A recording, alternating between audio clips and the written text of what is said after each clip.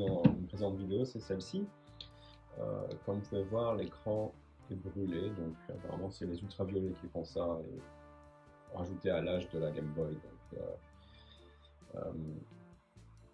Il y a une espèce de glu à l'intérieur apparemment qui se solidifie ou se cristallise et rend l'écran totalement opaque. Donc là, elle n'est pas allumée. Si je l'allume, on peut voir. Est-ce qu'on peut voir quelque chose déjà? On va voir le contraste.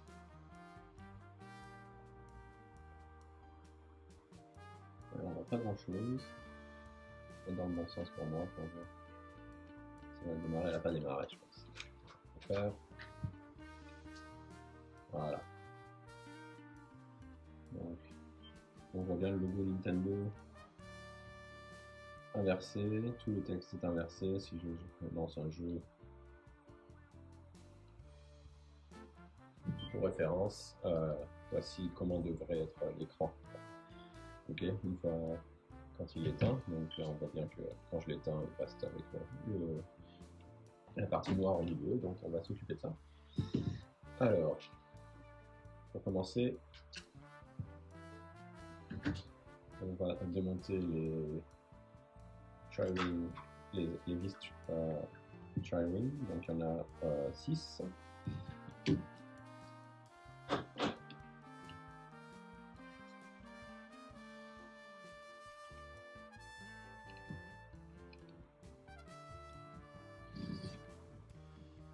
C'est pas mis le bon, évidemment, sinon c'était trop beau. Voilà. Bon, il est un peu trop petit celui que j'ai, mais bon, ça va faire le boulot.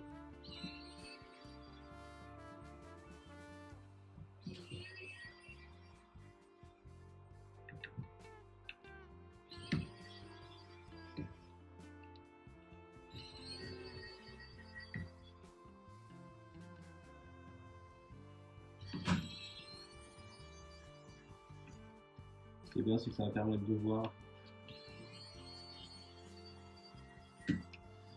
dans l'état dans lequel se trouve la console à l'intérieur. Je pense qu'elle est en bon état parce que de toute façon elle marche. Et hop là. Je sais pas si ça c'est d'usine, on dirait des trucs de soudure un peu. Alors, ce que je vais faire, c'est que je vais enlever toutes les vis et les mettre de côté. On va pas les perdre. Voilà. Maintenant, une fois qu'on a démonté la coque arrière, il faut démonter des vis Phillips, donc pas comme les autres, des vis normales. Il y en a 1, 2, 3.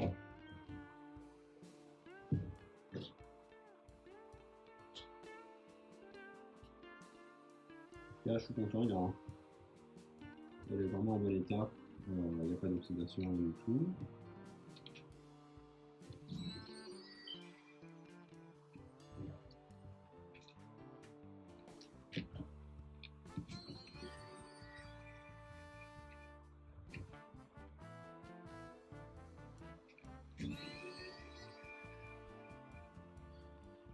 On voit quand même qu'ils ont tiré le hardware de la Game Boy jusqu'au bout, parce que la première qui était sortie en 89 a une révision, mais pas avec autant de puissance. Déjà, elle était obsolète en 1989, mais ils refont une version juste plus petite en 1997. Vraiment, ça va vraiment leur coûter que dalle à produire ces consoles. Mais en tout cas, elles sont bien construites parce que c'est très rare qu'elles décollent. Et puis quand elles décollent, généralement, c'est des trucs très simples. Donc là, alors ce que je viens de faire là, sans mentionner, c'est que j'ai défait le câble de l'écran LCD. On peut voir l'autre côté, elle est vraiment nickel.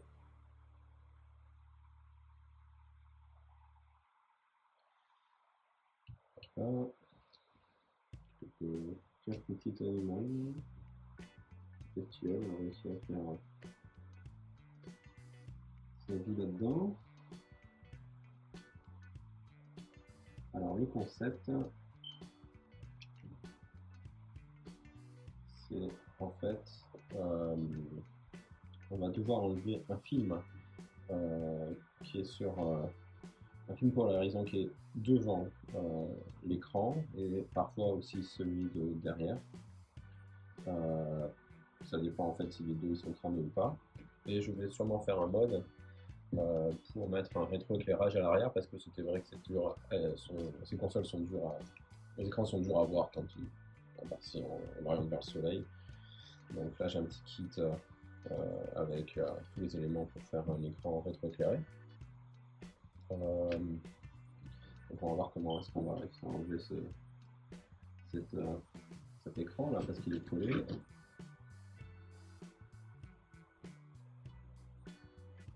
Une petite bestiole.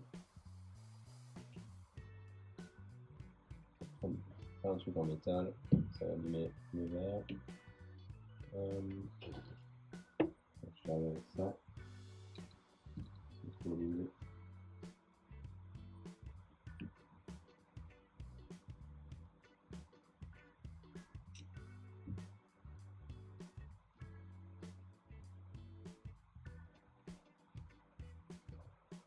C'est sur ça.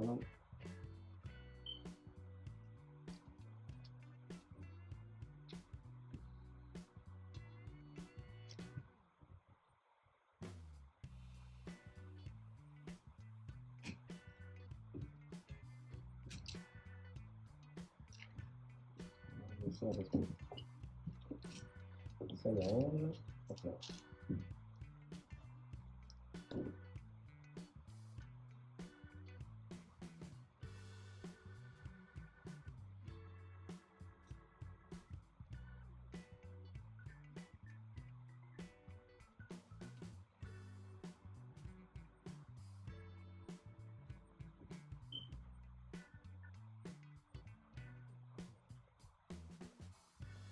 c'est risqué.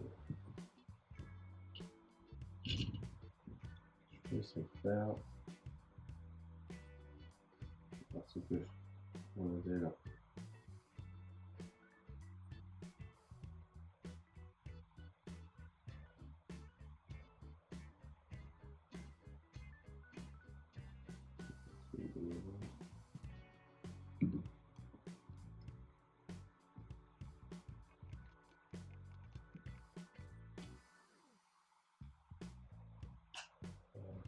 La technique en fait, c'est de jouer avec le plastique, voilà, en le tordant doucement, et là il va venir tout seul.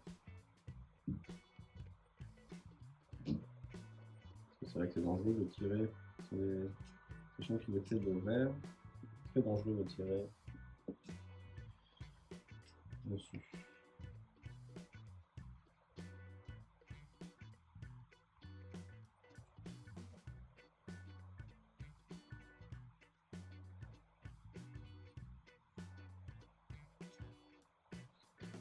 Encore coincé dans le coin inférieur droit. Voilà. Nickel. Enfin, voici la bête.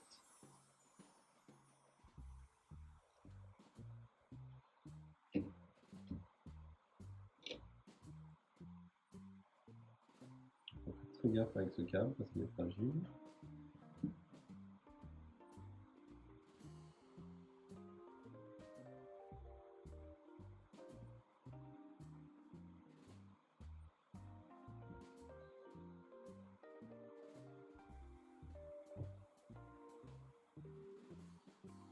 C'est d'enlever le scotch. Ici avec les ongles.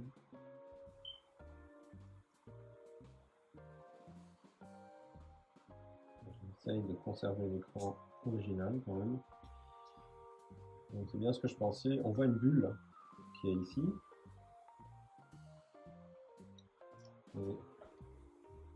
Et en fait, c'est le filtre polarisant de derrière qui a cette bulle. Donc il va falloir enlever ce filtre aussi.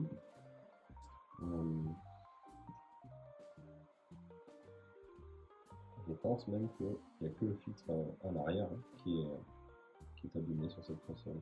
On verra bien. On va enlever ce petit morceau de mousse.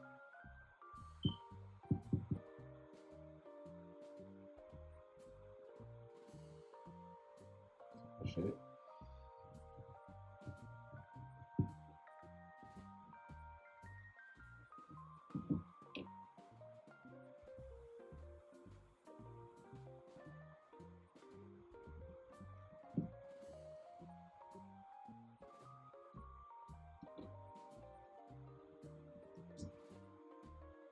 j'ai vu. C'est bon. Alors, le truc, on voit pas vraiment, mais il faut soulever donc, ce film blanc, pour le remplacer. Alors, c'est compliqué parce qu'on ne peut pas défaire évidemment la nappe qui est ici. Hein. Donc, on peut faire avec.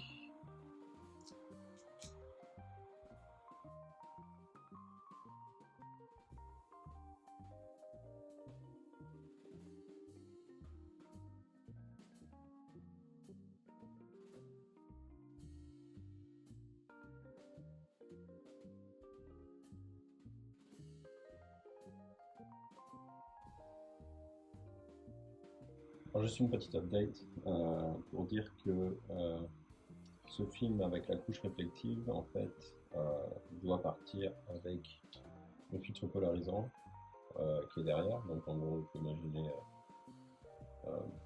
ça, c'est un filtre polarisant, et ça, c'est collé dessus, et il faut qu'ils partent tous les deux. Donc, moi, j'ai enlevé que ça. Donc, bon, j'ai perdu un peu de temps, mais j'ai découvert une façon pas trop mal, je pense, de dissoudre la colle en fait. J'ai arrêté d'utiliser le WD-40 et à la place j'utilise de l'alcool de méthylène dans lequel je fais baigner l'écran et petit à petit je sépare la couche comme ça.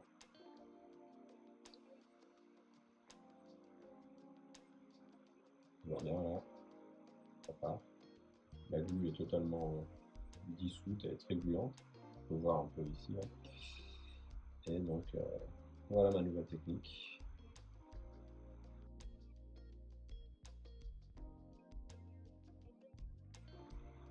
Voilà, après pas mal de boulot, j'ai réussi à enlever le film de derrière, c'est assez propre. Mais on voit encore un peu là que le filtre polarisant devant est aussi cramé. Je sais pas si on peut le voir mieux en mettant un autre polarisant devant. On voit un peu là, il y a un cercle hein, tout autour hein, ici. Donc voilà, prochaine étape, il faut enlever cette couche là aussi. Celle-ci.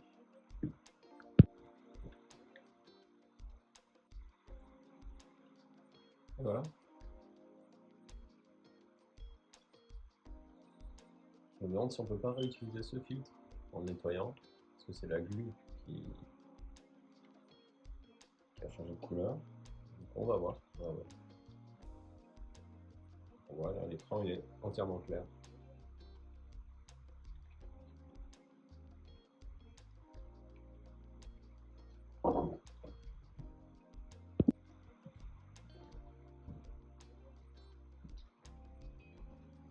Donc voici après un bon petit moment de travail. Là on voit qu'il baigne, c'est parce que je suis en train de le nettoyer. Tous ces résidus là, c'est la colle qui a cristallisé, donc il y en a partout. C'est un peu galère à enlever. On peut voir même la colle avant. Je ne sais pas si c'est la colle ou un film plastique, mais en tout cas c'est quelque chose qui cristallise, qui est galère à enlever. Mais bon, voilà, j'y suis arrivé. Maintenant, j'ai un écran complètement transparent. Donc, c'est assez drôle à voir. Donc maintenant, on va mettre des filtres et on va tester, voir si ça marche. Hein. Je pense pas qu'il reste grand chose à enlever. On va voir ça. Alors voilà, on en est finalement au point où j'ai presque assez nettoyé l'écran. Et on va pouvoir appliquer les filtres polarisants. Ensuite, j'ai un peu travaillé aussi côté de la carte mère sur l'installation du backlighting et je ne sais pas quelle raison, mais le mien ne marchait pas sans la résistance, donc j'ai dû rajouter la résistance incluse. Ce qui se passait en fait, c'est que la Game Boy démarrait, enfin il y avait de l'électricité qui arrivait au au panneau LED, sauf que la console ne démarrait pas vraiment parce qu'on n'entendait pas le bruit du démarrage, le son du démarrage. Et lorsque j'ai rajouté la résistance, ça a permis à la console de démarrer et aussi d'allumer l'écran. Peut-être un peu moins intensément que ça l'était sans la résistance. Parce que certains modeurs disent qu'on peut utiliser l'écran sans la résistance si on veut qu'il soit plus brillant. Et avec si on veut qu'il soit un petit peu plus bas en intensité. Enfin voilà. Donc prochaine étape, pas des moindres, ça va être de mettre donc, des filtres polarisants en place. Comme ça, un de chaque côté. J'ai trouvé l'angle le mieux pour moi, c'était de le couper en diagonale. Je trouve que le contraste était meilleur. Donc on va continuer un peu à nettoyer ça avant de appliquer le filtre dessus pour éviter qu'il y ait des poussières et pour éviter qu'il y ait des bulles. On continue un petit peu. Je crois que j'ai mis le coton-tige pour nettoyer. J'en ai un là, mais trop sale.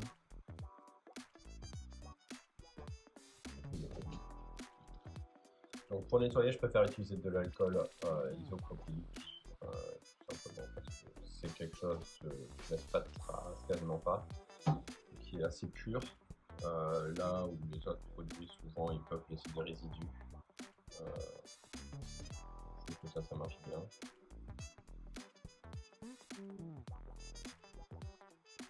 Bien faire. Alors, ce qui est difficile, c'est de passer sous la nappe, parce qu'il ne faut pas l'abîmer. Et on voit pas grand chose dessus. Donc,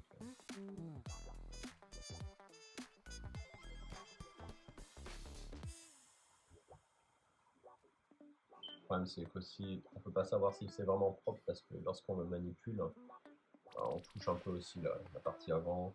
Donc c'est un petit peu compliqué de savoir parfois si les particules de saleté sont d'un côté ou de l'autre du verre. En fait.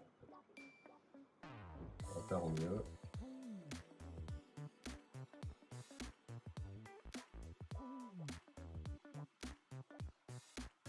Je pense que là c'est pas mal.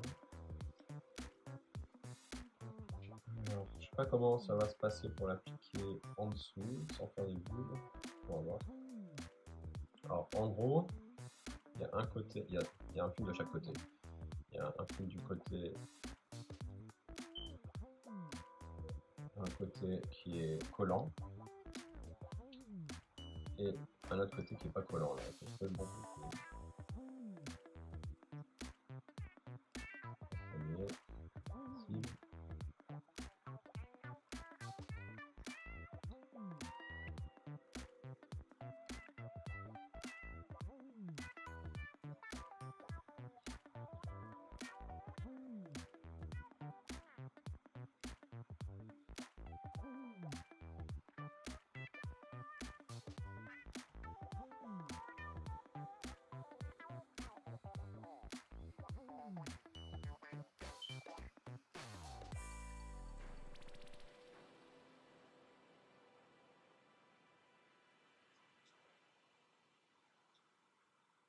Je vais rester collant.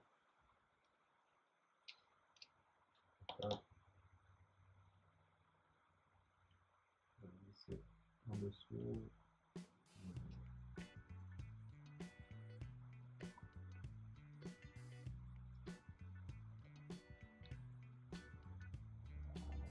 Très bien.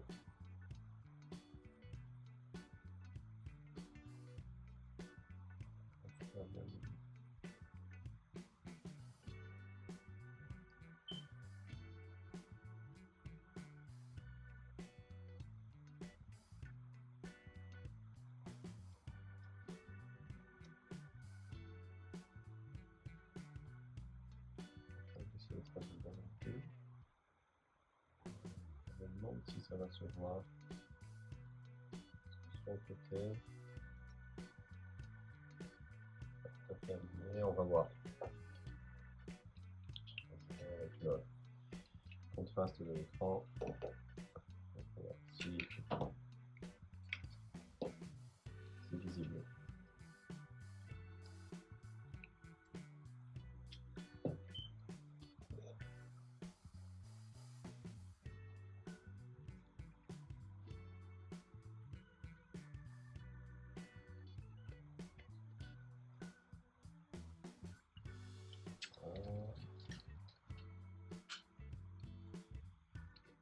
On remet provisoirement.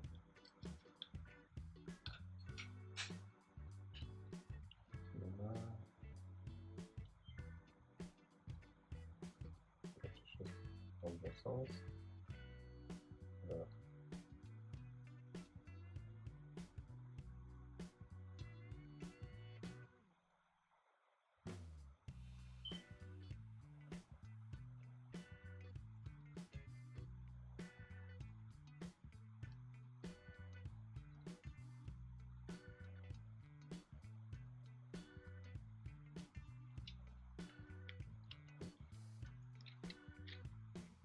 En dessous.